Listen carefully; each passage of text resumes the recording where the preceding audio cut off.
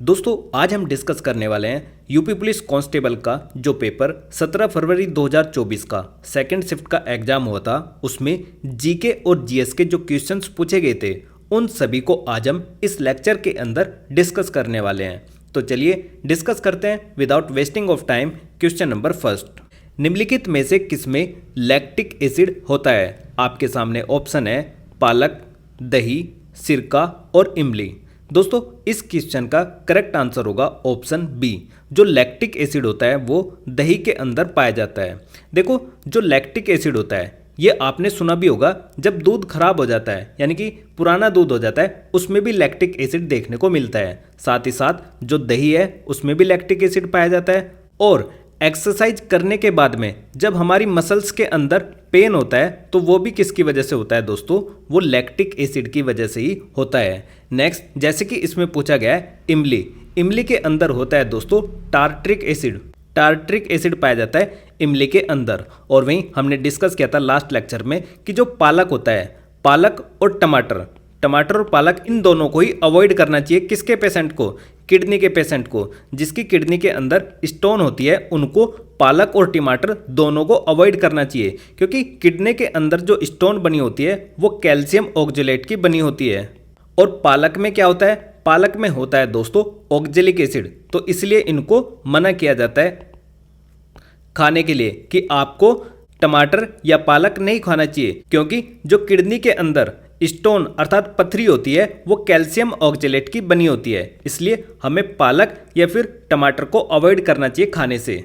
Next है दोस्तों सिरका यानी कि विनेगर। इसको हम लिखते हैं CH3COOH। इसका फॉर्मूला काफ़ी बार आपसे पूछा जाता है। इसको हम क्या बोलते हैं? एसिटिक एसिड के नाम से जानते हैं। ठीक है, एसिटिक एसिड।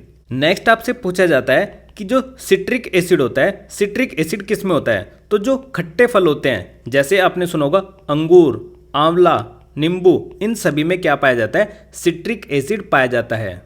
और एक और आपने सुना होगा कभी कभी आपको जो लाल चींटी होती है वो काट लेती है, या फिर कोई मधुमक्खी होती है वो भी काट लेती है, तो आपको एकदम से चूंटियाँ सी काटती होगी शरीर के अंदर। तो वो जो इनके अंदर क्या होता है जिस वजह से ऐसा होता है? तो इनके अंदर होता है दोस्तों फॉर्मिक एसिड। क्या होता है? Formic acid.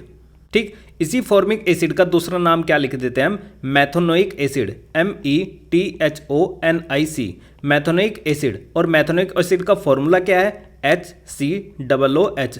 तो आपको इतनी बातें ध्यान रखनी है कि लाल चींटी या फिर मधुमक्खी के काटने से क्या मतलब इनमें क्या होता है? फॉर्मिक एसिड या फिर मैथोनोइक एसिड। जो सिरका होता है उसको हम क्या कहते हैं? एसिटिक एसिड कहते हैं। इसका फॉर्मूला है CH3COOH। इमली के अंदर टार्ट्रिक एसिड होता है। किडनी के अंदर जो स्टोन होती है वो कैल्शियम ऑक्जेलेट की बनी होती है। साथ ही साथ जो पालक या फिर टमाटर होता है उसमें क्या होता है? ऑक्जेलिक एसिड होता है। और इसलिए ऑक्जेलिक एसिड होने की वजह से जो स्टोन का पेशेंट है उसको मना करा जाता है कि आपको ये चीज़ें नहीं खानी चाहिए। किडनी के अंदर जो स्टोन होती है वो किसकी बनी होती है? कैल्शियम ऑक्जेलेट की। ठीक, नेक्स्ट क्वेश्चन, गोदान निम्नलिखित में से किस प्रसिद्ध लेखक के द्वारा लिखा गया उपन्यास है? तो देखो गोदान एक प्रकार का उपन्यास है जिसको मुंशी प्रेमचंद जी के द्वारा लिखा गया था। लेकिन इसके अंदर जो अन्य ऑप्शन है जैसे माखनलाल चतुर्वेदी, इन्होंने हिम तरंगिणी और साहित्य देवता पुस्तक लिखी। जयशंकर प्रसाद ने कमायनी, आंसू और लहर। सूर्यकांत त्रिपाठी निराला, इन्होंने अनामिका, परिमल, राम की शक्ति पूजा, ये सभी लिखी हैं। को इनको भी हल्का सा रिकॉल कर लेना है। नेक्स्ट है दोस्तों निम्नलिखित में से कौन सा भारत का सर्वोच्च नागरिक पुरस्कार है? तो भारत का सर्वोच्च नागरिक पुरस्कार है भारत रत्न। भारत रत्न की शुरुआत दोस्तों वर्ष 1954 में होती है और 1954 में यह 3 व्यक्तियों को दिया जाता है जिनके नाम थे सर्वपल्ली राधाकृष्णन, CV रमन और C राजगोपालचारी। तो इन तीनों व्यक्तियों को भारत रत्न 1954 में दिया गया था। इनमें से जो पहली बार फर्स्ट टाइम अवार्ड दिया गया था वो दिया गया था सर्वपल्ली राधाकृष्णन को। तो सर्वपल्ली राधाकृष्णन एक ऐसे व्यक्ति है जिनको सबसे पहले भारत रत्न से सम्मानित किया गया था, यानी कि फर्स्ट भारत रत्न प्राप्तकर्ता कौन है? सर्वपल्ली राधाकृष्णन।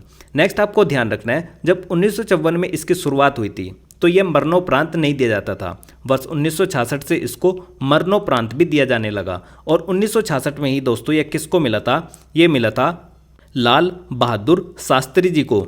देखो ध्यान रखना, मरणोपरांत की शुरुआत कब से हुई?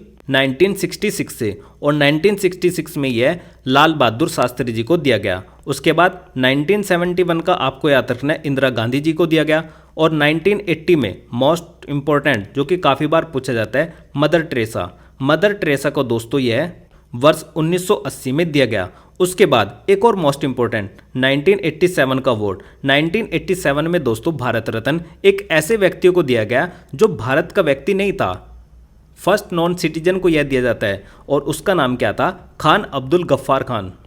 तो खान अब्दुल गफ्फार खान एक ऐसे व्यक्ति हैं जिनको 1987 में भारत रत्न प्राप्त हुआ। उसके बाद ऐसे ही व्यक्ति एक और हैं 1990 में दोस्तों यह मिला किसको? नेल्सन मंडेला को।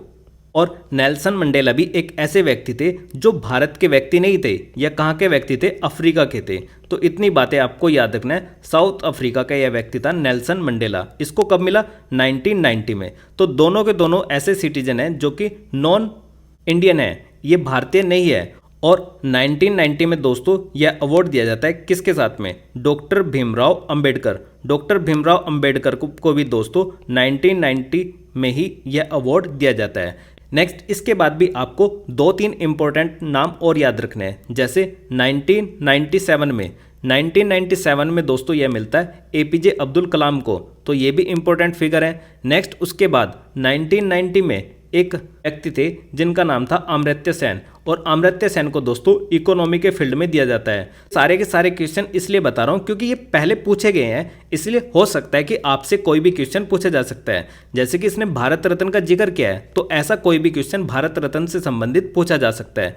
नेक्स्ट आपको याद रखना है कि वर्ष 2001 में भारत रत्न से लता मंगेशकर को भी सम्मानित किया गया। उसके बाद वर्ष 2014 में फर्स्ट स्पोर्टमैन पर्सन जो कि सचिन तेंदुलकर थे, तो सचिन तेंदुलकर ऐसे फर्स्ट स्पोर्टमैन पर्सन थे जिनको भारत रत्न से सम्मानित किया गया। उसके बाद आप देखोगे कि वर्ष 2024 में यह पुरस्कार 5 प्रतिष्ठित हस्तियों को दिया जाता है, जिनके नाम हैं कर्पूरी ठाकुर, MS स्वामीनाथन, PV नरसिम्हन राव, लाल कृष्ण आडवाणी, चौधरी चरण सिंह। तो ये कुल मिलाकर 5 ऐसे व्यक्ति हैं जिनको भारत रत्न से सम्मानित किया गया। और दोस्तों पहली बार ऐसा हो रहा है कि भारत रत्न एक ही साल में 5 व्यक्तियों को दिया जा रहा है, इसलिए ये नाम भी काफ़ी ज़्यादा इंपॉर्टेंट हो जाते हैं, क्योंकि आज तक जो मैक्सिमम एक साल में दिया गया है वो 3 व्यक्तियों को दिया गया था। ठीक, तो इस प्रकार 5 व्यक्ति कौन है? कर्पूरी ठाकुर, MS स्वामीनाथन, PV नरसिम्हन राव, लाल कृष्ण आडवाणी और चौधरी चरण सिंह। तो मैं एक बार आपके फिर से रिकॉल करा दे रहा हूं कि इसकी शुरुआत होती है 1954 से। सबसे पहले यह सर्वपल्ली राधाकृष्णन को मिला। 1966 से यह मरणोपरांत भी दिया जाने लगा। 1966 में यह लाल बहादुर शास्त्री को दिया गया। 1971 में इसको इंदिरा गांधी जी को दिया गया। 1980 में मदर टेरेसा को, और 1990 में नेल्सन मंडेला के साथ में डॉक्टर भीमराव अंबेडकर को भी दिया गया। 1987 में पहली बार एक ऐसे व्यक्ति को दिया गया जो कि भारतीय नहीं थे, और उनका नाम क्या था? खान अब्दुल गफ्फार खान। 1997 में एपीजे अब्दुल कलाम को, 1999 में अमर्त्य सेन अर्थशास्त्र के क्षेत्र में यानी कि इकोनॉमिक के फील्ड में, 2001 में लता मंगेशकर को, और 2014 में सचिन तेंदुलकर को दिया गया। ठीक, इतनी बातें आपको भारत रत्न से याद रखनी थी। नेक्स्ट है दोस्तों, निम्नलिखित में से किस दिन को भारत में संविधान दिवस के रूप में मनाया जाता है? तो देखो हम सभी को पता है कि जिस दिन भारतीय संविधान बनकर तैयार हुआ था उसी दिन को हम भारतीय संविधान दिवस के रूप में मनाते हैं। तो ये कब हुआ था? 26 नवंबर को। 26 नवंबर को हम संविधान दिवस के रूप में मनाते हैं क्योंकि 26 नवंबर 1949 को भारतीय संविधान बनकर क्या हुआ था? तैयार हुआ था। नेक्स्ट है दोस्तों ऑप्शन इसमें 15 अगस्त। 15 अगस्त 1947 को दोस्तों हमें आज़ादी मिली थी, यानी कि हम इंडिपेंडेंट हुए थे, तो इसलिए हम इस दिन को किस रूप में मनाते हैं? स्वतंत्रता दिवस के रूप में मनाते हैं। नेक्स्ट है 26 जनवरी। 26 जनवरी 1950 को भारत एक गणतंत्र देश बना था क्योंकि इस दिन भारत का संविधान लागू हुआ था। क्या लागू हुआ था भाई? इस दिन भारतीय संविधान लागू हुआ था। ठीक है, इतनी बातें आपको याद रखनी है, इसलिए हम इस दिन को गणतंत्र दिवस के रूप में मनाते हैं।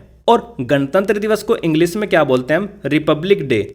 आपको कंफ्यूज नहीं होना है, तो गणतंत्र दिवस को हम मनाते हैं रिपब्लिक डे के रूप में और स्वतंत्र दिवस को हम मनाते हैं इंडिपेंडेंस डे के रूप में। ठीक, इतनी बातें आपको याद रखनी है। और दोस्तों, ये जो संविधान दिवस है ये वर्ष 2015 से ही हम इसको मनाने लगे हैं। 26 नवंबर 2015 में पहली बार संविधान दिवस के रूप में हमने इसको ऑब्जर्व किया था। नेक्स्ट, साइबर क्राइम की शिकायत दर्ज कराने के लिए हेल्पलाइन नंबर क्या है? तो देखो, हम लास्ट लेक्चर में भी डिस्कस कर चुके हैं कि साइबर क्राइम से रिलेटेड दोस्तों 1930 कॉन्टैक्ट नंबर है, जहां पर आप साइबर क्राइम से रिलेटेड हुए फ्रॉड की जानकारी आप यहां पर दे सकते हैं। नेक्स्ट, मैंने आपको बताया था कि यूपी पुलिस के लिए दोस्तों आपको क्या मिलाना है? 112, या फिर आप पुलिस के लिए क्या डायल भी करते हो कभी कभी 100 नंबर। ऐसे ही जो हमारी वुमेन हेल्पलाइन नंबर है, तो वुमेन हेल्पलाइन नंबर दोस्तों क्या है? 1091। तो आपको ध्यान रखना है सारे के सारे। ऐसे ही एम्बुलेंस के लिए दोस्तों हम मिलाते हैं क्या? 102। और दूसरा फायर, यानी कि अगर कहीं पर आग लग रही है तो उसके लिए मिलाते हैं हम दोस्तों 101। इसको कैसे याद रखना है? इधर भी आग लगी है, इधर भी आग लगी है, और बीच में डाल दी क्या? पानी की बूंद। ठीक है, तो 101 क्या है? फायर से रिलेटेड है। एम्बुलेंस 102 और वुमेन हेल्पलाइन नंबर 1091। और यूपी पुलिस की जो आप गाड़ी देखते हो उस पर लिखा ही रहता है कि भाई 112 है। नेक्स्ट दोस्तों, जो यूपी में जो सीएम हेल्पलाइन नंबर है 1076, ये भी काफ़ी ज़्यादा इंपॉर्टेंट है, आपसे पूछा जा सकता है। साथ ही साथ जो बच्चे हैं उनकी हेल्प के लिए भी एक नंबर प्रोवाइड कराया गया है। तो इसको कैसे याद रखना है? देखो, बच्चे होते हैं 8, 9, 10 साल के। ठीक है, छोटे बच्चे कितने साल के होते हैं भाई? 8, 9, 10 साल के। तो 8, 9 और 10, इस तरीके से आपको याद रखना है कि जो चाइल्ड से रिलेटेड नंबर है वो क्या है? 8, 9 और 10, यानी कि 1098 किससे रिलेटेड है? बच्चों से रिलेटेड है। देखो, इनको किसी भी तरीके से आप कोरिलेट कर सकते हो, आपको बस ये है कि याद होने चाहिए। ऐसे ही जो ट्रेन है, तो ट्रेन से रिलेटेड हम क्या नंबर मिलाते हैं? 139। अगर रेल का कहीं एक्सीडेंट हो जाता है, जैसे आजकल एक्सीडेंट चल रहे हैं, तो रेलवे एक्सीडेंट इमरजेंसी नंबर क्या है? 1072। याद रखोगे, रेलवे में अगर कोई एक्सीडेंट होता है तो 1072। रेलवे में नॉर्मल इंक्वायरी आपको करनी है 139। लेकिन अगर दोस्तों यह एक्सीडेंट रोड पर होता है तो रोड एक्सीडेंट के लिए हम मिलाते हैं इससे एक आगे का नंबर 1072 से आगे क्या आता है? 1073। ठीक है, तो कुछ मेन नंबर तो आपके याद ही होने चाहिए, जैसे एम्बुलेंस 102, फायर के लिए 101, इधर भी आग इधर भी आग, बीच में पानी की बूंद डाल दी। ठीक, सीएम हेल्पलाइन नंबर 1076, बच्चों के लिए 8, 9, 10, ट्रेन के लिए 139, साइबर क्राइम से रिलेटेड 1930। नेक्स्ट, वुमेन की हेल्प के लिए 1091, यूपी पुलिस के लिए 112। तो मुझे लगता है कि अब आप नहीं इसको भूलोगे, आपके याद रहेंगे। नेक्स्ट है दोस्तों, गुड़ी पड़वा निम्नलिखित में से किस राज्य का वसंत का त्यौहार है? तो गुड़ी पड़वा है दोस्तों महाराष्ट्र का त्यौहार। नेक्स्ट हम डिस्कस करते हैं, दशकीय जनगणना कराने की जिम्मेदारी निम्नलिखित में से किस मंत्रालय पर है? तो दशकीय जो जनगणना होती है, यानी कि 10 साल बाद जो हमारे यहाँ पर जनगणना कराने की जिम्मेदारी होती है वो किसकी होती है? वो गृह मंत्रालय की होती है। किसकी? Ministry of home affairs. और अभी हमारे गृह मंत्री कौन है दोस्तों? अमित शाह। अमित शाह हमारे गृह मंत्री हैं। लेकिन अगर आपसे पूछा जाए कि डिफेंस मिनिस्टर कौन है, तो डिफेंस मिनिस्टर कौन है? राजनाथ सिंह। अगर आपसे पूछा जाए फाइनेंस मिनिस्टर कौन है, तो आप कहोगे निर्मला सीतारमण। अगर हमारे पूछा जाए फॉरेन मिनिस्टर कौन है, विदेश मंत्री कौन है, तो आप कहोगे एस जयशंकर प्रसाद। नेक्स्ट आपसे पूछा जाए कि भाई सड़क परिवहन और राजमार्ग मंत्री कौन है, तो आप कहोगे नितिन गडकरी। ऐसे ही जो स्वास्थ्य और परिवार कल्याण मंत्री हैं, यानी कि हेल्थ मिनिस्टर हैं, उनका नाम क्या है? जेपी नड्डा। तो जितने भी नए कैबिनेट में बने हैं व्यक्ति, उन सभी का आपको नाम याद रखना है। और जनगणना से रिलेटेड जो मैंने लास्ट वीडियो में जो स्लाइड लगाई थी उसको काफ़ी अच्छे से आपको देख लेना है, जिसके अंदर हमने काफ़ी अच्छे से सारे क्वेश्चंस को डिटेल में डिस्कस किया था। आप इसका स्क्रीनशॉट भी ले सकते हो ताकि आप इसको याद कर सकें। नेक्स्ट आपसे ये भी पूछा जा सकता है कि जो हमारे एजुकेशन मिनिस्टर हैं, यानी कि शिक्षा मंत्री हैं, उनका नाम क्या है? धर्मेंद्र प्रधान। तो आपको हल्का सा रिकॉल करके चलना है सभी को। और आजकल रेल के एक्सीडेंट काफ़ी ज़्यादा हो रहे हैं, तो अश्वनी वैष्णव क्या है, हमारे रेल मंत्री हैं, तो आपको सारी की सारी मिनिस्ट्री के जो पद हैं वो देख लेने हैं। नेक्स्ट, राष्ट्रीय मानव अधिकार आयोग का मुख्यालय निम्नलिखित में से कहाँ स्थित है? तो जो नेशनल ह्यूमन राइट कमीशन है दोस्तों, उसका हेडक्वार्टर न्यू दिल्ली के अंदर स्थित है। और ये जो NHRC है यानी कि नेशनल ह्यूमन राइट कमीशन है दोस्तों, इसकी स्थापना हुई थी 12 अक्टूबर 1993 को।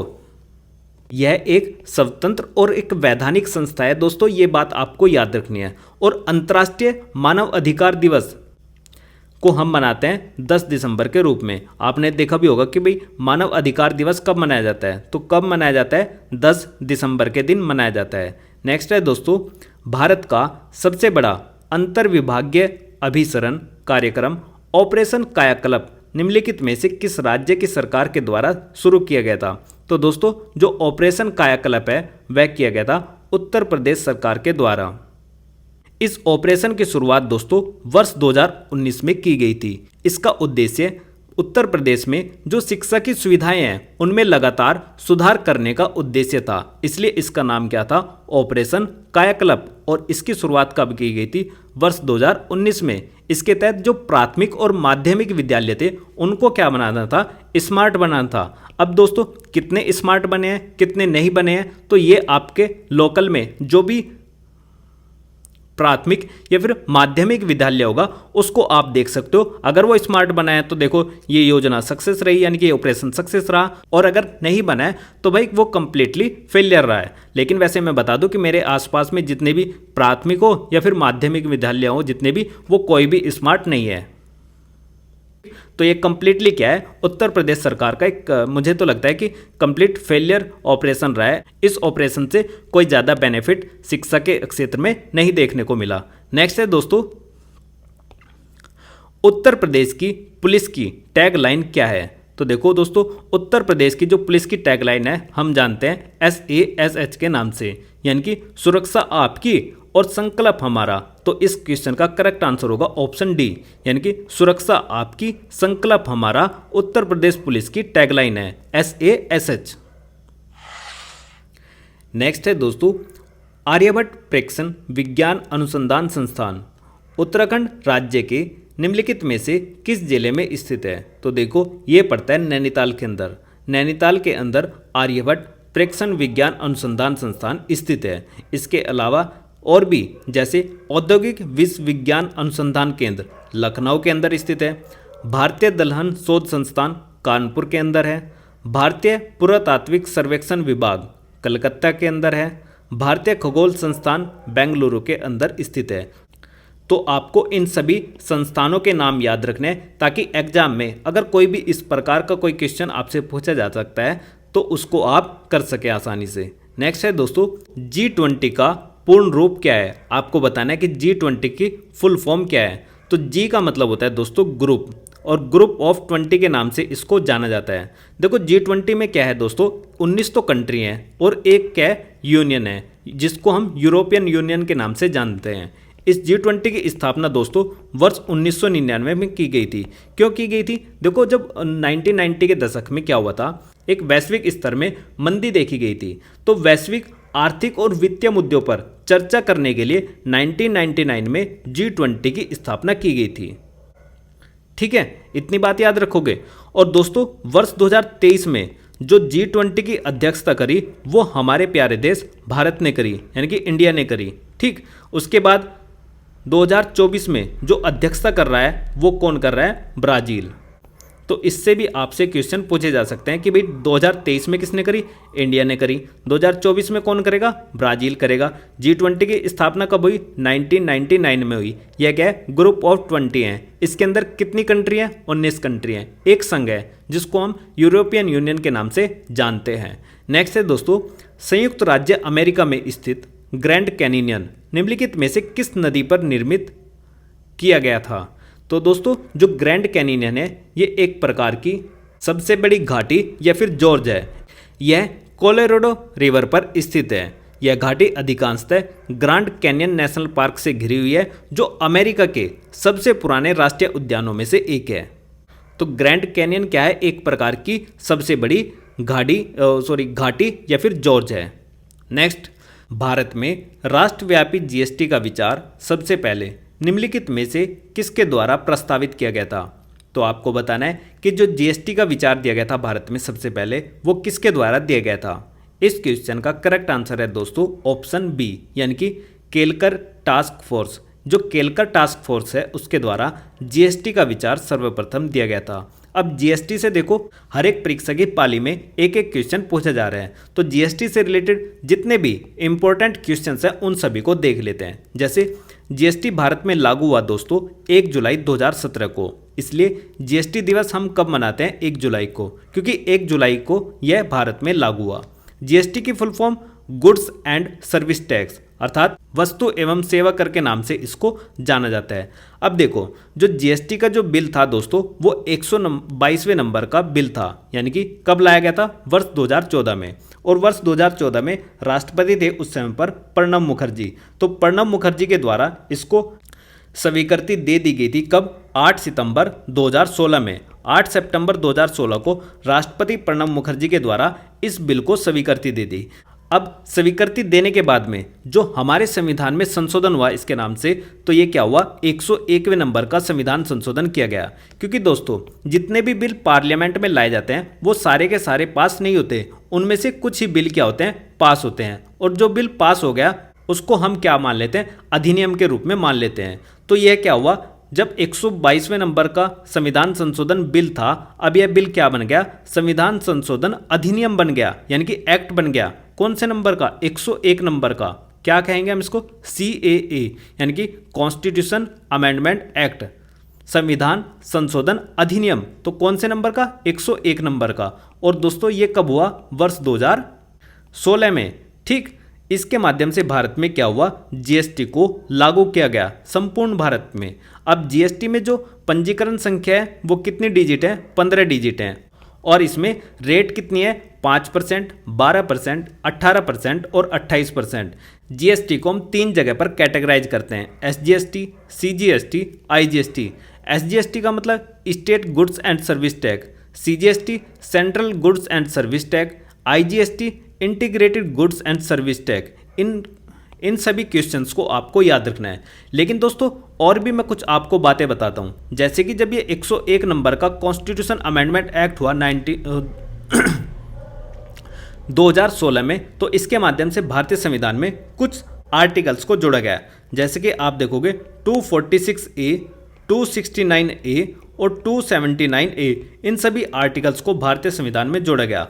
और आपसे परीक्षा में काफी बार एक क्वेश्चन पूछा जाएगा कि जो जीएसटी की काउंसिल है अर्थात जीएसटी परिषद है वो कौन से आर्टिकल में आती है? तो वो कौन से में आती है? 279A में। और इसकी स्थापना किसके द्वारा की जाएगी? वो की जाएगी हमारे प्रेसिडेंट के द्वारा अर्थात राष्ट्रपति के द्वारा। तो याद रखना है जीएसटी काउंसिल या फिर जीएसटी परिषद कहाँ है? 279A आर्टिकल में। ठीक, जीएसटी से रिलेटेड इतनी बातें आपको याद रखनी है।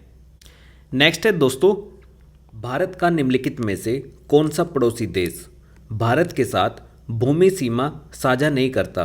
तो आपको बताना है कि ऐसी कौन सी कंट्री है जो भारत के साथ में अपनी बाउंड्री शेयर नहीं करती। तो देखो, भूटान भी करता है, नेपाल भी करता है, म्यांमार भी करता है, कौन नहीं करता? मालदीव। तो इस क्वेश्चन का करेक्ट आंसर होगा ऑप्शन सी, मालदीव।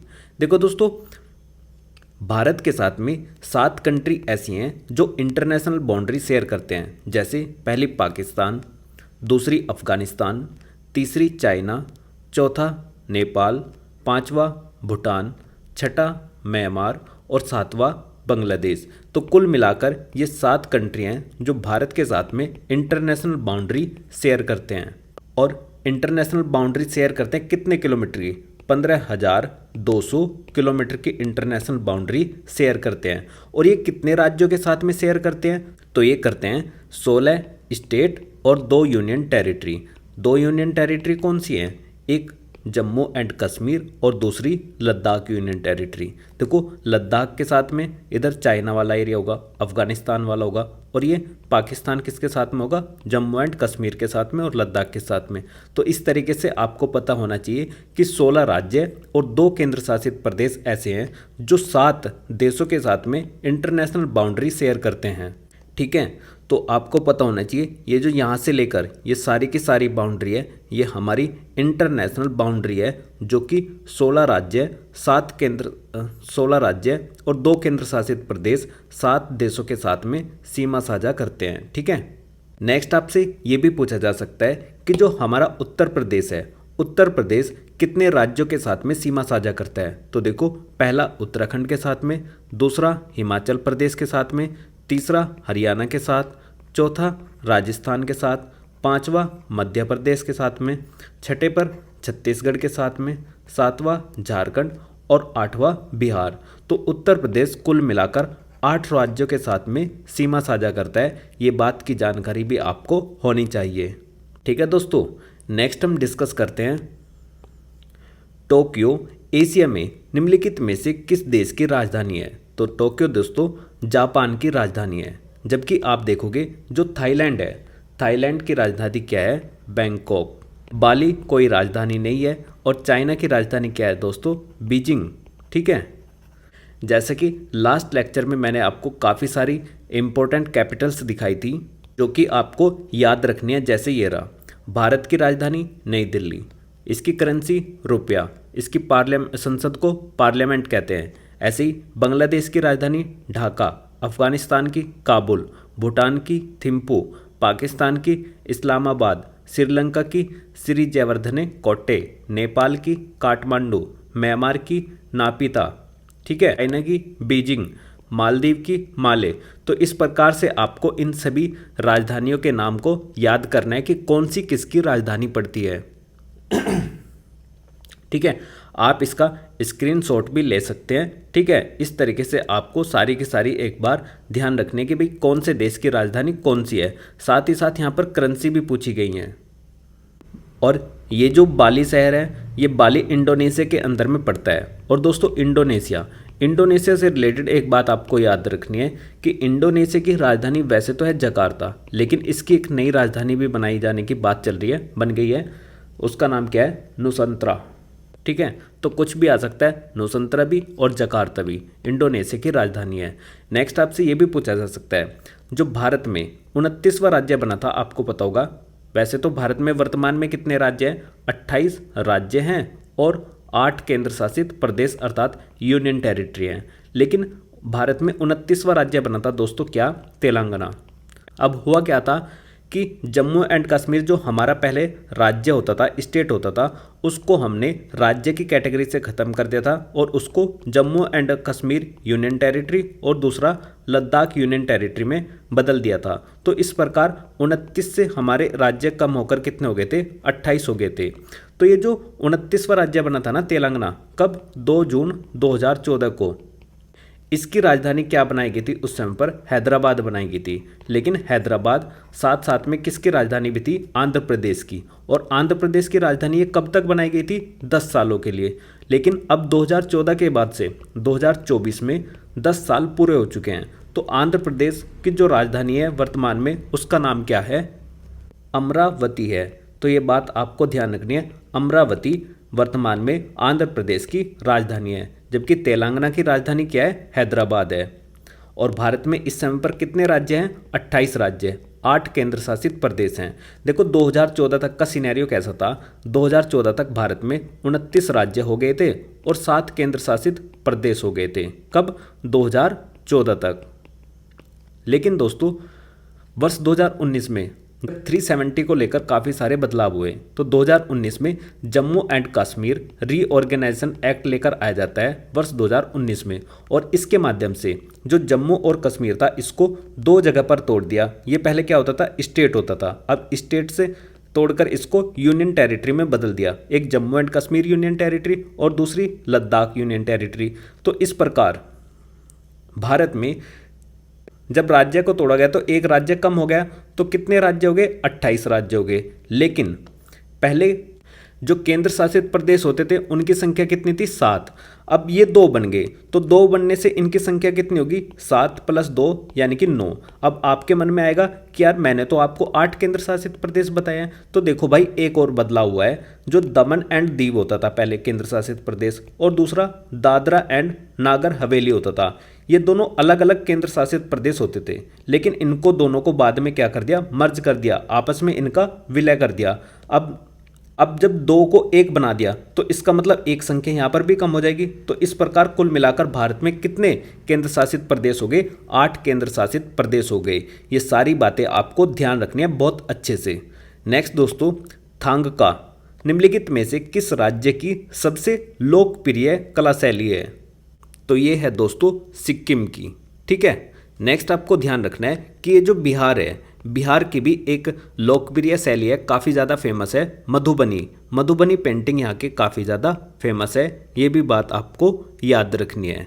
नेक्स्ट दोस्तों हम डिस्कस करते हैं, नर्मदा निम्नलिखित में से किस में मिलती है? देखो दोस्तों, जो नर्मदा नदी है ये अरेबियन सागर अर्थात अरेबियन सी में गिरती है। होता क्या है कि नर्मदा नदी विंध्य और सतपुड़ा जो पर्वत श्रृंखला है उनके मध्य से होकर बहती है, और ये ईस्ट की डायरेक्शन से वेस्ट की डायरेक्शन में बहती है, यानी कि पूर्व से पश्चिम की डायरेक्शन में यह नदी बहती है। और इसके साथ में एक नदी और है नर्मदा और ताप्ती। ये दोनों की डायरेक्शन क्या है? सेम है, यानी कि पूर्व से पश्चिम की ओर बहती हैं। और दोस्तों ये जो नर्मदा नदी है, यह नदी प्रायद्वीपीय भारत की अरब सागर में गिरने वाली सबसे बड़ी नदी है, और ये एस्चुरी अर्थात जो जवारनदमुख होता है एस्चुरी का निर्माण करती है। तो ध्यान रखना है, ये क्या नहीं बनाती? ये डेल्टा का निर्माण नहीं करती, ये एस्चुरी बनाती है अर्थात जवारनदमुख बनाती है। क्यों? क्योंकि भाई ये भ्रंश घाटी से होकर बैठती है, और भ्रंश से प्रवाहित होने पर उसमें जो गाद होती है, गाद का अभाव रहता है, इसलिए यह कहाँ पे गिर जाती है? जाकर गल्फ ऑफ खंबात में, और वहीं पर क्या बना देती है? जवारनदमुख बना देती है, यानी कि एस्चुरी बना देती है। और गिरती कहाँ पर है? इसकी लोकेशन भी मैं आपको बता देता हूँ, गल्फ ऑफ खंबात यानी कि खंबात की खाड़ी में। ठीक है, तो इतनी बात आप याद रखोगे। और साथ ही साथ आपसे ये भी पूछा जा सकता है कि जो विश्व में सबसे बड़ी एस्चुरी का निर्माण करती है, विश्व में सबसे बड़ी ऐसी कौन सी नदी है जो सबसे बड़ा जवारनदमुख बनाती है? तो उसका नाम है सेंट लॉरेंस नदी। ठीक है, तो इस तरीके से आपसे कोई भी क्वेश्चन पूछा जा सकता है। हालांकि आपको देखो नदी से रिलेटेड क्वेश्चन आया तो आपको रिवर का टॉपिक भी काफ़ी अच्छे से क्लियर करते हुए चलना है। जैसे कि आपसे गंगा के बारे में पूछा जा सकता है, गोदावरी, महानदी, कावेरी, कृष्णा, ब्रह्मपुत्र, इंडस, ये सारी की सारी रिवर आपको याद करके चलनी है। नेक्स्ट, उन गीतों का नाम बताइए जो राधा और कृष्ण के दिव्य प्रेम का गुणगान करते हैं और विशेष रूप से ब्रज में लोकप्रिय हैं। तो ब्रज में लोकप्रिय कौन से गाने हैं? राधा और कृष्ण जी के रसिया। ठीक है, रसिया या फिर रसिया के नाम से इनको जाना जाता है। नेक्स्ट, वस्त्र मंत्रालय ने निम्नलिखित में से किसका उत्पादन करने वाले किसानों की सुविधा के लिए पाट मित्रों एप्लीकेशन को लॉन्च किया था? तो पाट मित्रों जो एप्लीकेशन को लॉन्च किया था दोस्तों, वो जूट अर्थात पटसन के लिए किया गया था। प्रभावती गुप्त साम्राज्य के निम्नलिखित में से किस शासक की बेटी थी? तो देखो दोस्तों, जो प्रभावती गुप्त थी वो चंद्रगुप्त द्वितीय की बेटी थी, और चंद्रगुप्त द्वितीय गुप्त साम्राज्य से बिलोंग करते थे। तो प्रभावती गुप्त चंद्रगुप्त द्वितीय की बेटी थी, और चंद्रगुप्त द्वितीय ने अपनी बेटी प्रभावती गुप्त का विवाह किसके साथ में किया था? तो वो किया था रुद्रसेन सेकंड के साथ में। किसका विवाह? प्रभावती गुप्त का। और ये जो रुद्रसेन सेकंड थे ये कहाँ के नरेश थे? तो ये थे दोस्तों वाकाटक नरेश। वाकाटक नरेश रुद्रसेन द्वितीय के साथ में इन्होंने अपनी बेटी प्रभावती गुप्त का विवाह कर दिया था। नेक्स्ट ऑप्शन है दोस्तों इसमें समुद्रगुप्त। समुद्रगुप्त दोस्तों ये गुप्त शासक है एक, और इसको भारत का नेपोलियन कहा जाता है। आपने सुना होगा कि भारत का नेपोलियन कौन है? तो भारत का नेपोलियन समुद्रगुप्त को कहा जाता है, जो कि गुप्त साम्राज्य का शासक है। नेक्स्ट इसमें ऑप्शन है स्कंदगुप्त। स्कंदगुप्त से रिलेटेड आपको याद रखना है कि इन्होंने जो सुदर्शन झील थी, कौन सी झील? सुदर्शन झील। सुदर्शन झील का इन्होंने रेनोवेशन का काम कराया था। नेक्स्ट है दोस्तों कुमारगुप्त, और कुमारगुप्त दोस्तों बहुत ही ज़्यादा इम्पोर्टेंट है, क्योंकि इन्होंने नालंदा विश्वविद्यालय, जो नालंदा यूनिवर्सिटी थी, उसकी क्या कराई थी, स्थापना कराई थी, नालंदा यूनिवर्सिटी। ठीक है। नेक्स्ट है दोस्तों, निम्नलिखित में से किसने संविधान के प्रत्येक पृष्ठ को या फिर किनारों को या बॉर्डर को डिजाइन किया था, इसे कलाकृतियों से सजाया था? तो ऐसा किसने किया था? तो वो किया था दोस्तों श्री नंदलाल बोस ने। जो नंदलाल बोस जी थे, इन्होंने उनके पृष्ठ के किनारे थे उनको बहुत ही अच्छे से डिजाइन से तैयार किया था। और प्रेम बिहारी नारायण रायजादा ने भारत के मूल संविधान को अपने हाथ से लिखा था। ठीक है, ये भी बात आपको याद रखनी है कि सजाया किसने था, नंदलाल बोस ने, लेकिन अपने हाथ से किसने लिखा था, तो श्री प्रेम बिहारी नारायण रायजादा ने। और दोस्तों भारतीय संविधान बनकर कब तैयार हुआ था, तो आपका आंसर होगा 26 नवंबर 1949 को। और इस दिन भारतीय संविधान के 16 आर्टिकल लागू हुए थे। लेकिन पूर्ण रूप से जो भारतीय संविधान है वो लागू कब हुआ था, 26 जनवरी 1950 को। और इस दिन संविधान हमारा पूर्ण रूप से लागू हो गया था। और इसलिए 26 जनवरी को हम क्या मनाते हैं, गणतंत्र दिवस मनाते हैं, क्योंकि इस दिन भारत क्या हुआ था, गणतंत्र देश के रूप में उभर कर सामने आया था। और 26 नवंबर को हम क्या मनाते हैं, संविधान दिवस मनाते हैं। जब इस दिन भारतीय संविधान बनकर तैयार हुआ दोस्तों, इस समय पर भारतीय संविधान में जो हमारी फंडामेंटल ड्यूटीज थी वो नहीं थी। इनको हमने फंडामेंटल ड्यूटीज को कहाँ से लिया था, यूएसएसआर से लिया था। और इनको हमारे एक संविधान में कब जोड़ा गया, 1976 में 42वें संविधान संशोधन के द्वारा। इस तरीके की कुछ इन्फॉर्मेशन आपको याद रखना है कि जो फंडामेंटल ड्यूटीज यानी कि मौलिक कर्तव्य या फिर मूल कर्तव्य हैं, वो हमारे ओरिजिनल कॉन्स्टिट्यूशन का पार्ट नहीं थे। उनको वर्ष 1976 में 42वें संविधान संशोधन के द्वारा भारतीय संविधान में जोड़ा गया था। जब 1976 में जोड़ा गया इनको दोस्तों, उस समय पर इनकी संख्या 10 थी, लेकिन वर्तमान में इनकी संख्या 11 हो चुकी है। अब ये जो एक जोड़ा, इसको हमने जोड़ा 86 नंबर का कॉन्स्टिट्यूशन अमेंडमेंट एक्ट हुआ वर्ष 2002 में, यानी कि 86वें नंबर का एक संविधान संशोधन अधिनियम हुआ वर्ष 2002 में। और वर्तमान में जो मूल कर्तव्य हैं उनकी संख्या कितनी हो चुकी है, 11 हो चुकी है। ये सारी बातें आपको याद रखनी है। विश्व के निम्नलिखित में से किस देश में तमिल कवि और दार्शनिक थिरुवल्लुवर की प्रतिमा का अनावरण किया गया? थिरुवल्लुवर की प्रतिमा का अनावरण दोस्तों फ्रांस के अंदर किया गया। और थिरुवल्लुवर दोस्तों दक्षिण भारत के महान संत थे। 2016 के विमुद्रीकरण के समय निम्नलिखित में से कौन भारत के प्रधानमंत्री थे? तो आप बिल्कुल भी नहीं भूल सकते, वो थे कौन, नरेंद्र मोदी जी। और ध्यान रखना, जो विमुद्रीकरण या फिर डिमोनिटाइजेशन हुआ था वो दोस्तों 8 नवंबर 2016 को हुआ था। और इसके माध्यम से हमारे यहाँ पर जो 500 और 1000 के नोट थे, इन दोनों को ही बंद कर दिया था। इसलिए डिमोनिटाइजेशन या फिर विमुद्रीकरण को हम क्या कहते हैं, नोटबंदी के रूप में भी जानते हैं। अब जब नोट बंद हो गए 500 और 1000 के, तो इसके बाद में डिमोनिटाइजेशन के बाद से जो सबसे पहले लॉन्च हुआ नया नोट, वो हुआ था दोस्तों 2000 रुपये का, जो कि पिंक कलर का था। तो ये जो डिमोनिटाइजेशन हुआ है वर्ष 2016 में दोस्तों, ये पहली बार नहीं हुआ है। इससे पहले भी 2 बार विमुद्रीकरण हो चुका है। एक हुआ था वर्ष 1946 में और दूसरा हुआ था दोस्तों वर्ष 1978 में।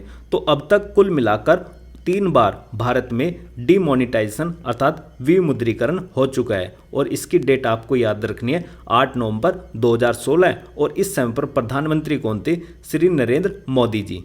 नेक्स्ट, ऐसी अर्थव्यवस्था जिसमें निजी क्षेत्र और सरकार दोनों ही प्रेजेंट हो तो निम्नलिखित में से क्या कहलाती है? देखो, जहाँ पर प्राइवेट और गवर्नमेंट दोनों प्रकार के सेक्टर पाए जाते हैं तो उसको हम क्या कहते हैं, मिक्स्ड इकोनॉमी अर्थात मिश्रित अर्थव्यवस्था के नाम से उसको जानते हैं। जैसे भारत है, भारत में दोस्तों कैसी अर्थव्यवस्था है, मिश्रित अर्थव्यवस्था ही तो आपको देखने को मिलती है। हमारे यहाँ पर गवर्नमेंट हॉस्पिटल भी हैं, प्राइवेट हॉस्पिटल भी हैं, प्राइवेट ट्रेन्स भी हैं, गवर्नमेंट ट्रेन्स भी हैं, प्राइवेट बस हैं, गवर्नमेंट बस हैं। ऐसे ही स्कूल या कॉलेज हैं, वो भी प्राइवेट हैं, गवर्नमेंट है। ऐसे ही काफ़ी सारे सेक्टर में आप देखोगे कि कहीं पर जो बैंक हैं, बैंक प्राइवेट हैं और गवर्नमेंट है। तो इस प्रकार की जो अर्थव्यवस्था होती है वो मिश्रित अर्थव्यवस्था के रूप में उसको देखा जाता है।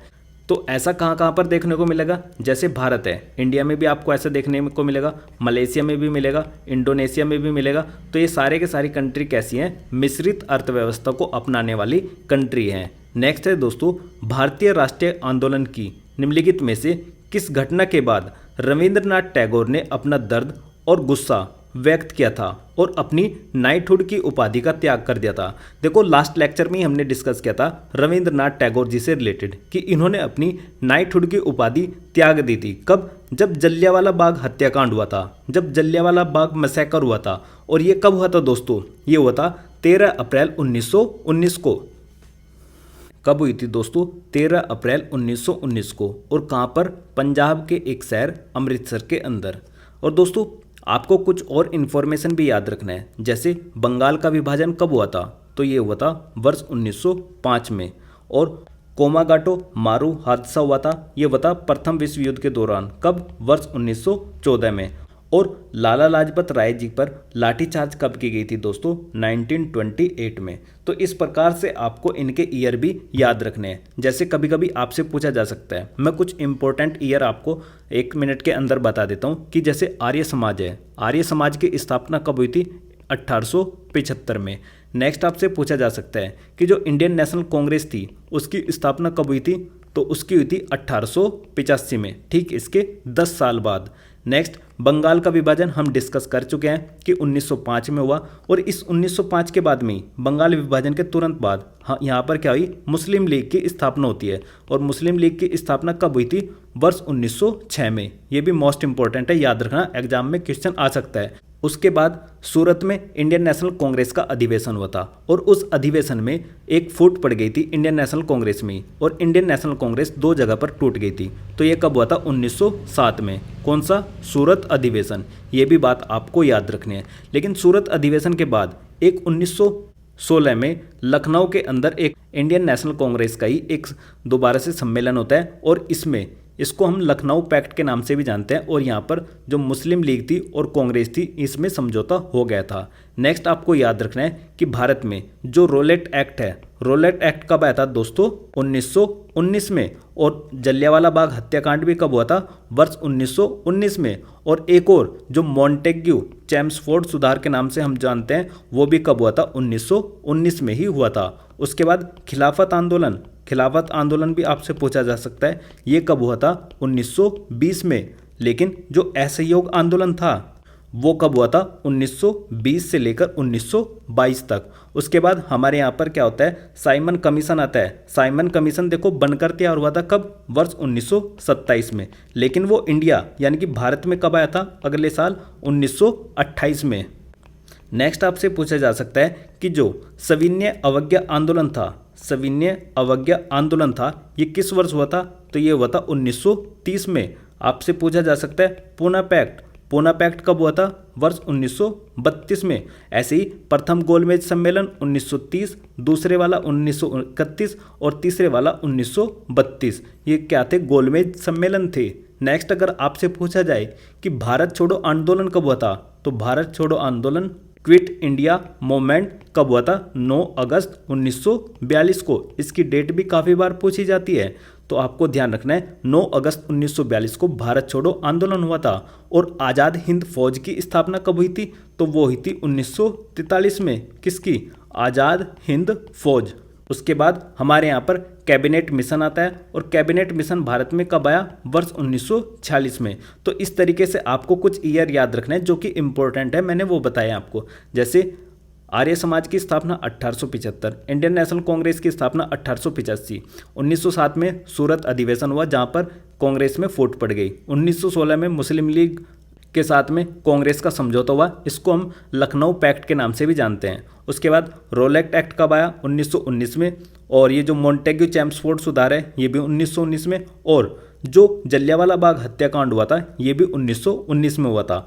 खिलाफत आंदोलन 1920, असहयोग आंदोलन 2 साल चला, 1920 से 1922। और इसी के साथ में दोस्तों यहाँ पर एक क्या होता है? चोरी चौरा कांड होता है, सीसी। चोरी चौरा कांड कब होता है दोस्तों? 5 फरवरी 1922 को। इसीलिए इस कांड के बाद से जो महात्मा गांधी जी होते हैं वो असहयोग आंदोलन को 12 फरवरी 1922 को वापस ले लेते हैं और इस वजह से काफ़ी सारे लोग नाराज होते हैं। ठीक है। नेक्स्ट जो साइमन कमीशन है उसकी स्थापना हुई थी 1927 में, लेकिन वो भारत आया था 1928 में। सविनय अवज्ञा आंदोलन 1930 में हुआ। पूना पैक्ट 1932 में हुआ। प्रथम गोलमेज सम्मेलन 1930, द्वितीय 31 में और तीसरा 1932 में। उसके बाद 1943 में आज़ाद हिंद फौज का गठन हुआ और भारत से क्विट इंडिया मूवमेंट यानी कि भारत छोड़ो आंदोलन कब हुआ? 9 अगस्त 1942 को। भारत में जो कैबिनेट मिशन आया वो कब आया? 1946 में। तो इस तरीके की कुछ इंपॉर्टेंट इन्फॉर्मेशन आपको याद रखनी है। नेक्स्ट क्वेश्चन, नीली क्रांति निम्नलिखित में से किससे संबंधित है?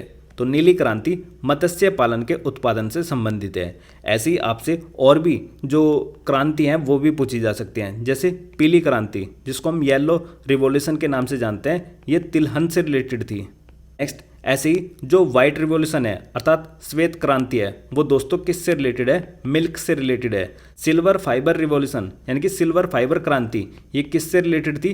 कपास से रिलेटेड। गोल क्रांति किससे रिलेटेड थी? आलू से रिलेटेड। तो इस तरीके से आपको सारी की सारी बातें याद रखनी है। नेक्स्ट, निम्नलिखित में से कौन टाटा स्टील लिमिटेड के संस्थापक थे? तो टाटा स्टील लिमिटेड के संस्थापक थे सर जमशेदजी नुसरवानजी टाटा।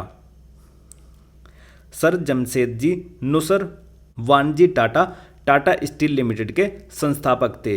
नेक्स्ट है दोस्तों निम्नलिखित में से किस एप्लीकेशन का उद्देश्य नागरिक के डिजिटल दस्तावेज वॉलेट में प्रमाणिक डिजिटल दस्तावेजों तक पहुंच प्रदान करके नागरिकों का डिजिटल सशक्तिकरण करना है? तो देखो, जो डिजी लॉकर है उसके द्वारा नागरिकों का डिजिटल सशक्तिकरण हो रहा है, क्योंकि इसमें क्या कर सकते हो, आप अपने डॉक्यूमेंट सेव कर सकते हो, जैसे मार्कशीट, सर्टिफिकेट्स या फिर आधार कार्ड, इन सभी को आप इसमें भी रख सकते हो। नेक्स्ट, हाल ही में उत्तर प्रदेश में निम्नलिखित में से किस जिले में प्रथम पूर्ण बालिका सैनिक स्कूल का उद्घाटन किया गया? तो देखो, ये किया गया दोस्तों मथुरा के अंदर 2 जनवरी 2024 को।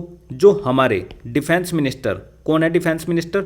राजनाथ सिंह जी आते हैं मथुरा में और यहाँ पर ये प्रथम पूर्ण बालिका सैनिक स्कूल का उद्घाटन करते हैं। नेक्स्ट दोस्तों, निम्नलिखित में से किस बैंक ने रुपे नेटवर्क पर भारत का पहला कोऑपरेटिव क्रेडिट कार्ड लॉन्च किया? तो पहला कोऑपरेटिव क्रेडिट कार्ड लॉन्च करने वाला कौन सा बैंक है?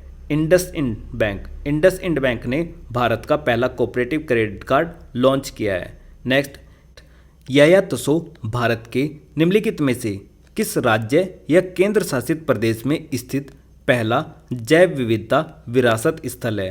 दोस्तों, जो याया तसो है ये एक प्रकार की लेक है जो कि लद्दाख के अंदर पाई जाती है और वर्तमान में दोस्तों जो लद्दाख है वो हमारा केंद्र शासित प्रदेश अर्थात यूनियन टेरिटरी है और याया तसो क्या है? एक लेक है। तो ध्यान रखना ये कहाँ पर है? लद्दाख के अंदर स्थित है। और जैव विविधता अधिनियम कब लाया गया था? ये लाया गया था वर्ष 2002 में। और लद्दाख यूनियन टेरिटरी कब बना था? तो ये बना था 31 अक्टूबर 2019 को। ठीक, कैसे बना ये? जो जम्मू एंड कश्मीर राज्य था इस राज्य को स्टेट की कैटेगरी से हटा दिया और इसको 2 यूनियन टेरिटरी में बदल दिया गया। एक Jammu and Kashmir union territory बना और दूसरा लद्दाख यूनियन टेरिटरी अर्थात केंद्र शासित बना।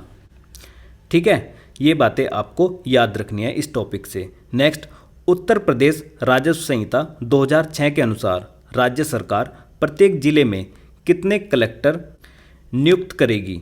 तो कितने कर सकती है भाई ये कलेक्टर? दोस्तों, इसका आंसर होगा 1।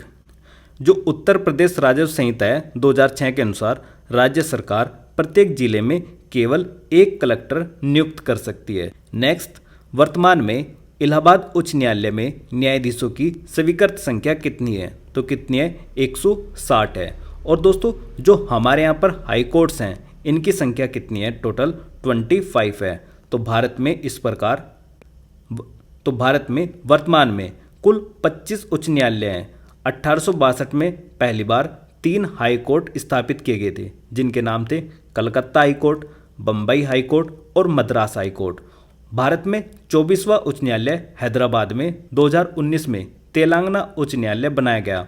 और तेलंगाना उच्च न्यायालय कहाँ पर बनाया गया दोस्तों? हैदराबाद के अंदर। और हैदराबाद के अंदर क्यों बनाया? क्योंकि वर्तमान में जो तेलंगाना की राजधानी है वो क्या है, हैदराबाद है। और तेलंगाना किससे अलग होकर बनाया गया था, ये आंध्र प्रदेश से अलग करके बनाया गया था। और आंध्र प्रदेश की वर्तमान में राजधानी क्या है, अमरावती है। तो जो 25वां हाई कोर्ट बनाया गया आंध्र प्रदेश का, वो भी 2019 में ही अमरावती के अंदर स्थापित किया गया। तो इस प्रकार वर्तमान में भारत में कुल कितने हाई कोर्ट हैं, 25 हाई कोर्ट हैं। ठीक है, तो आपको ये सारे के सारे याद रखने हैं। जैसे आपसे पूछ लिया जाए कि भाई जो इलाहाबाद हाई कोर्ट था वो कौन से नंबर का हाई कोर्ट था, चौथे नंबर का इलाहाबाद हाई कोर्ट। और ये कब बना, 1866 में। और इसकी मुख्य पीठ कहाँ पर है, प्रयागराज में। इसकी अन्य पीठ कहाँ पर है, एक लखनऊ में। और इसका ज्यूरिसडिक्शन अर्थात जो क्षेत्राधिकार है वो कहाँ का है, उत्तर प्रदेश का है। जबकि आप कुछ ऐसे हाई कोर्ट भी देखोगे जिनके पास में एक राज्य से अधिक या फिर अलग अलग राज्यों का भी क्षेत्राधिकार है अर्थात ज्यूरिसडिक्शन है। जैसे कलकत्ता हाई कोर्ट, इसकी मुख्य पीठ कलकत्ता में, खंडपीठ दूसरी पोर्ट ब्लेयर में। लेकिन इसके पास में किसका एरिया आता है, पश्चिम बंगाल का भी आता है और अंडमान एंड निकोबार द्वीप समूह का भी आता है। ऐसे ही आपको मैं एक और दिखाता हूँ, जैसे Guwahati high court. Guwahati high court के पास में दोस्तों असम, नागालैंड, मिजोरम, अरुणाचल प्रदेश, इन सभी का जो ज्यूरिसडिक्शन है वो किसके पास में है, गुवाहाटी हाई कोर्ट के पास में है। तो ध्यान रखना है, वर्तमान में भारत में 25 हाई कोर्ट्स हैं। ठीक है, आपसे ये भी पूछा जा सकता है वैसे यहाँ से क्वेश्चन कि वर्ष 2013 में 3 हाई कोर्ट बनाए गए थे। कौन कौन से थे, मेघालय, मणिपुर और त्रिपुरा। मेघालय, मणिपुर और त्रिपुरा 3 हाई कोर्ट बनाए थे। फिर 2019 में 2 फिर बनाए, तेलंगाना और आंध्र प्रदेश हाई कोर्ट। तो ये सारे के सारे क्वेश्चंस आपको देख लेने हैं एक बार अच्छे से। नेक्स्ट, भारत की स्वतंत्रता के बाद उत्तर प्रदेश राज्य के पहले मुख्यमंत्री निम्नलिखित में से कौन थे। तो दोस्तों यूपी के जो फर्स्ट सीएम बने थे वो बने थे श्री गोविंद बल्लभ पंत। और वर्तमान में हमारे कौन है, श्री योगी आदित्यनाथ जी। अब मुझे आप कमेंट सेक्शन में कमेंट करके बताओगे कि जो श्री कल्याण सिंह जी हैं ये काफ़ी ज़्यादा पॉपुलर फिगर हैं, ये भी उत्तर प्रदेश के सीएम रहे हैं। ये सीएम कब रहे हैं और ये किस लिए पॉपुलर हैं, ये भी आपको कमेंट सेक्शन में मुझे कमेंट करके बताना है। नेक्स्ट, निम्नलिखित में से कौन सी एक व्यापक और दूरदर्शी पहल है जिसका उद्देश्य उत्तर प्रदेश राज्य में महिलाओं को सुरक्षा, सलामती और आत्मनिर्भर के लिए सशक्त बनाना है। तो इस क्वेश्चन का करेक्ट आंसर होगा ऑप्शन बी, यानी कि मिशन शक्ति। मिशन शक्ति के तहत उत्तर प्रदेश की जो महिलाएं हैं उनको सुरक्षा, सलामती और आत्मनिर्भर बनाने के लिए सशक्त किया गया है।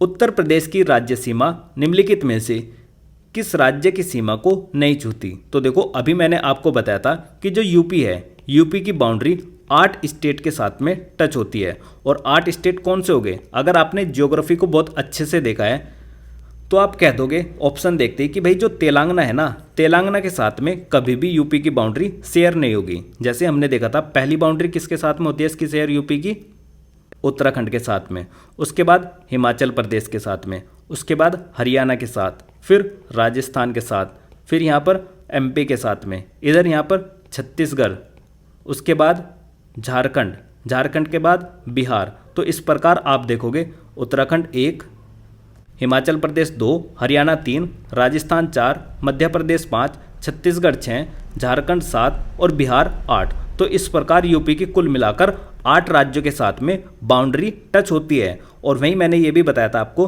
कि भारत के 16 स्टेट और 2 केंद्र शासित प्रदेश यूनियन टेरिटरी, कौन से, जम्मू एंड कश्मीर और लद्दाख यूनियन टेरिटरी, ये कुल मिलाकर 7 कंट्री के साथ में इंटरनेशनल बाउंड्री शेयर करते हैं। और कितने किलोमीटर की, 15,200 किलोमीटर की। और ये 7 कंट्री कौन कौन सी थी, एक थी पाकिस्तान, फिर ऊपर अफगानिस्तान, इधर चाइना, फिर नेपाल, फिर भूटान और इधर म्यांमार और यहाँ पर बांग्लादेश।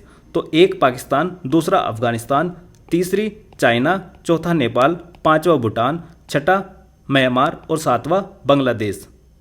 तो आपको बहुत अच्छे से ये सारे के सारे रिकॉल करने हैं क्योंकि मैंने सभी के सभी आपको बता दिए। अभी ये चीज़ें देखो ज़्यादा डिटेल में डिस्कस नहीं की जा सकती क्योंकि आपका एग्जाम है, बस एक हल्का सा माइंड में रिकॉल करना है कि हाँ भाई ऐसा भी होता है। नेक्स्ट हम डिस्कस करते हैं दोस्तों दक्षिण भारत की सबसे ऊंची चोटी अन्नामुडई है। हम सभी को पता है कि दक्षिण भारत की सबसे ऊंची चोटी कौन सी है? अन्नामुडी है, जो निम्नलिखित में से किस पर्वत श्रृंखला में स्थित है? तो देखो दोस्तों, आपके सामने ऑप्शन है नीलगिरी, वेलिकोंडा, विंध्य और बालाघाट। देखो, इस क्वेश्चन का करेक्ट आंसर होगा ऑप्शन ई, यानी कि नीलगिरी रेंज पर ही ये अन्नामुडी पड़ती है। होता क्या है, देखो दोस्तों, एक है यहाँ पर वेस्टर्न घाट यानी कि पश्चिमी घाट, और इधर से आता है ईस्टर्न घाट। जहाँ पर ये मिलते हैं इसको हम क्या बोलते हैं? नीलगिरी पर्वत श्रृंखला बोलते हैं। नीलगिरी पर्वत श्रृंखला दोस्तों कहाँ पर है? ये 3 राज्यों के अंदर आपको देखने को मिलेगी। एक तो तमिलनाडु के अंदर, दूसरा कर्नाटक के अंदर और तीसरा केरल के अंदर। तो आपसे काफ़ी बार ये भी पूछा जाता है कि नीलगिरी पर्वत श्रृंखला कितने राज्यों में है? तो तमिलनाडु, कर्नाटक और केरल 3 राज्यों में है।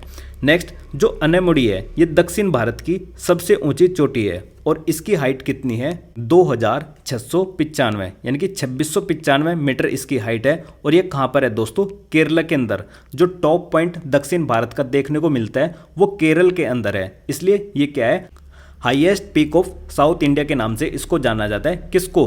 अन्नामुडी को। और अन्नामुडी कहाँ पर एग्जैक्ट बताऊँ तो ये अन्नामलाई हिल के अंदर है। ठीक है, इतनी बात आप याद रखोगे। नेक्स्ट हम डिस्कस करते हैं दोस्तों, जो ये नीलगिरी पर्वत श्रृंखला है, यानी कि इधर से आया वेस्टर्न घाट और इधर से आया ईस्टर्न घाट और यहाँ पर क्या बना? नीलगिरी। तो ये क्या है? मीटिंग पॉइंट ऑफ ईस्टर्न और वेस्टर्न घाट, यानी कि जो हमारा पूर्वी घाट है और पश्चिमी घाट है, इन दोनों का जो मिलन बिंदु है इसको हम क्या बोलते हैं? नीलगिरी पर्वत बोलते हैं। यहीं पर क्या है? नीलगिरी पर्वत श्रृंखला है। और नीलगिरी पर्वत श्रृंखला की जो सबसे ऊंची चोटी है दोस्तों उसका नाम है डोडा बेटा। डोडा बेटा। और इसकी हाइट कितनी है? 2637 मीटर। और डोडा बेटा दोस्तों दक्षिण भारत की सेकंड हाईएस्ट पीक है। सेकंड हाईएस्ट क्यों है? क्योंकि पहली कौन सी है दोस्तों? अन्नामुडई। अन्नामुडई की हाइट कितनी है? 2695 मीटर और इसकी है 2637 मीटर। और ये पड़ती है केरल के अंदर अन्नामुडी। और डोडा बेटा कहाँ पर पड़ती है? डोडा बेटा पड़ती है दोस्तों तमिलनाडु राज्य के अंदर। तो मुझे लगता है कि अब आपके मन में कोई भी डाउट नहीं होगा पहाड़ियों को लेकर। पहाड़ियों से रिलेटेड कुछ और भी मैं आपको क्वेश्चन बता देता हूँ। जैसे अगर आपसे पूछा जाए कि विश्व में सबसे ऊंची चोटी किसकी है, तो आप कहोगे माउंट एवरेस्ट। माउंट एवरेस्ट की हाइट कितनी है? 8850 मीटर और ये कहाँ पर है? नेपाल और तिब्बत के बॉर्डर पर स्थित है। नेक्स्ट, अगर आपसे पूछा जाए कि भारत की सबसे ऊंची चोटी कौन सी है, तो भारत की दोस्तों सबसे ऊंची चोटी कौन सी है? K2, जिसकी हाइट क्या है? 8611 मीटर। नेक्स्ट, अगर आपसे पूछा जाए कि भारत की हिमालय में स्थित सबसे ऊंची चोटी कौन सी है, तो आप कहोगे कंचनजंगा। और कंचनजंगा दोस्तों कहाँ पर पड़ती है? ये सिक्किम के अंदर स्थित है कंचनजंगा और इसकी हाइट कितनी है? 8598 मीटर। तो ध्यान रखना कि जो कंचनजंगा है यह भारत की हिमालय में स्थित सबसे ऊंची चोटी है। लेकिन भारत की सबसे ऊंची चोटी कौन सी है? तो उसका नाम है K2। K2 की हाइट कितनी है? 8611। क्योंकि K2 कहाँ पर पड़ती है दोस्तों? ट्रांस हिमालय का पार्ट है। ट्रांस हिमालय यानी कि हिमालय के परे का भाग। हिमालय का भाग नहीं, हिमालय से परे का भाग, ट्रांस हिमालय। ठीक है। अगर आपसे पूछा जाएगा कि विश्व की सबसे ऊंची चोटी कौन सी है, तो माउंट एवरेस्ट 8850 मीटर। तो इस प्रकार आप इस तरीके से भी इसको देख सकते हो कि जो विश्व की सबसे ऊंची चोटी है वह है माउंट एवरेस्ट, दूसरी सबसे ऊंची चोटी K2 और तीसरी सबसे ऊंची चोटी कौन सी है? कंचनजंगा। ठीक है, इस तरीके से भी देख सकते हो। या फिर आपसे पूछा जाए कि भारत की हिमालय में स्थित सबसे ऊंची चोटी कौन सी है, तो आंसर होगा कंचनजंगा, जो कि सिक्किम के अंदर स्थित है। भारत की सबसे ऊंची चोटी K2। K2 को ही हम दोस्तों गॉडविन ऑस्टिन के नाम से भी जानते हैं। तो अब आपके मन में कोई भी ऊंची चोटी को लेकर कोई भी डाउट आपके मन में नहीं होना चाहिए। अब हम बात करते हैं दोस्तों तमिलनाडु से रिलेटेड। देखो, जो ये तमिलनाडु है यहाँ पर एक प्रकार की ट्राइब अर्थात जनजाति पाई जाती है जिसको हम टोडा ट्राइब कहते हैं। टोडा ट्राइब या फिर टोडा जनजाति आपसे पूछी जाएगी कहाँ पर है? तमिलनाडु राज्य में है। और इस तमिलनाडु राज्य में भी ये कहाँ पर बसी है? नीलगिरी पर्वत श्रृंखला पर बसी हुई है। इसकी खासियत ये है कि ये पॉलीगैमी सोसाइटी वाली है। पॉलीगैमी सोसाइटी वाली। पॉलीगैमी सोसाइटी का मतलब होता है दोस्तों बहुपति विवाह वाली।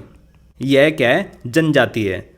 ठीक है। नेक्स्ट आपसे पूछा जाएगा कि सोला फॉरेस्ट कहाँ पर हैं, तो 16 फॉरेस्ट भी कहाँ पर है दोस्तों, नीलगिरी पर्वत श्रृंखला पर ही पाए जाते हैं। नेक्स्ट आपने एक नाम सुना होगा पालघाट दर्रा।